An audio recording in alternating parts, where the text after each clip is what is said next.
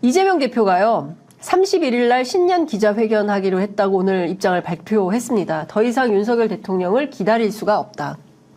웬만하면 대통령 기자회견 하시고, 원래 그렇습니다. 예, 그리고 나서 이제 야당 대표 기자회견 하고, 뭐 이런 어떤 그 정치 모든 일은 순서가 있으니까 대체로 이제 그렇게 해왔는데, 이거 뭐 언제 할지도 모르고, 예, 신년 기자회견이 아니라 구정 기자회견이 될 수도 있다. 기자회견도 아니고 인터뷰를 할지 말지 이것도 막 왔다 갔다 하고 있는 거예요. 보통 대통령들이 과거의 전례를 보면 네. 1월 1일 날 신년사 발표하고요. 네. 보통 15일 이내에 네. 그 해에 국정을 어떻게 운영하겠다라는 본인의 포부도 말씀하시고 그다음에 네. 기자들 질문에 답변하는 신년 기자회견을 하고 그리고 한 10일에서 보름 사이에 네.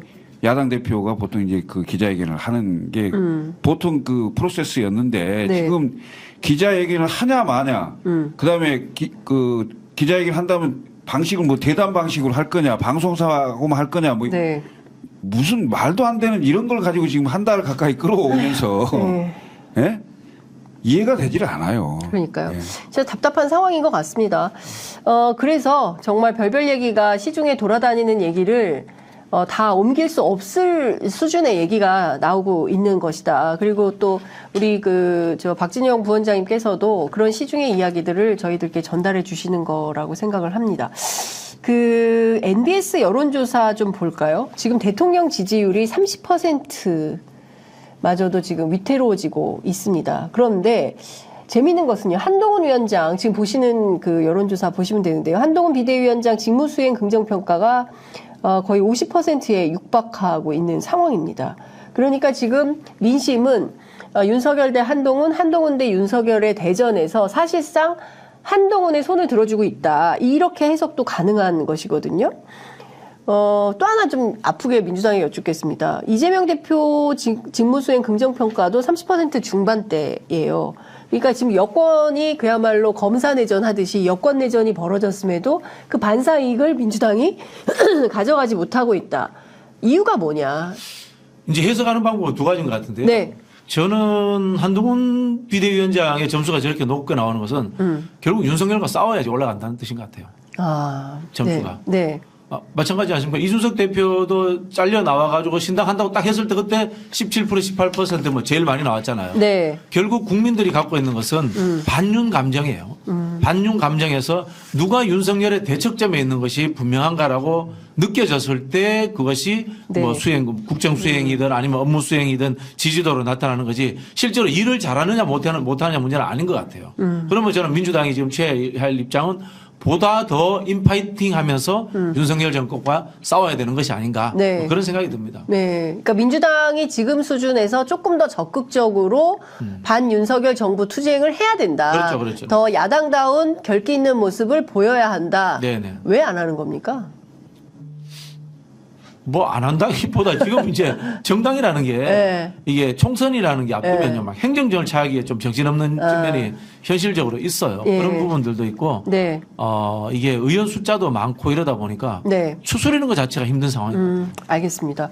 어떻게 보십니까? 지금 민심은 한동훈 쪽으로 쏠리고 있는 것 같아요. 그렇지만 국민의힘 내부는 아직 정리가 안 됐어요. 제가 취재해 보면 한동훈인 것 같은데라고 줄을 섰다가 대통령이 서천 화재시장에서 존재감을 과시하자 다시 또 윤석열 대통령 쪽으로 턴하는 이런 분위기인 것 같거든요. 그게 맞습니다. 네. 맞는데 지금 한동훈 이 비대위원장의 그 직무수행 평가 이건 결국은 네.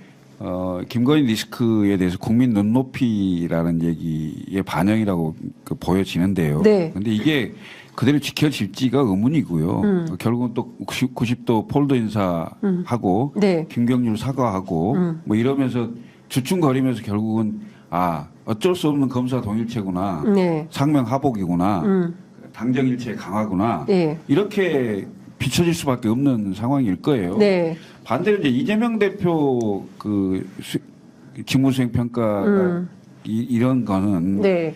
결국은 이재명 대표를 지지하는 그 극렬 지지자를 벗어나면 상당히 중도 소구력이 있는 층에서는 네.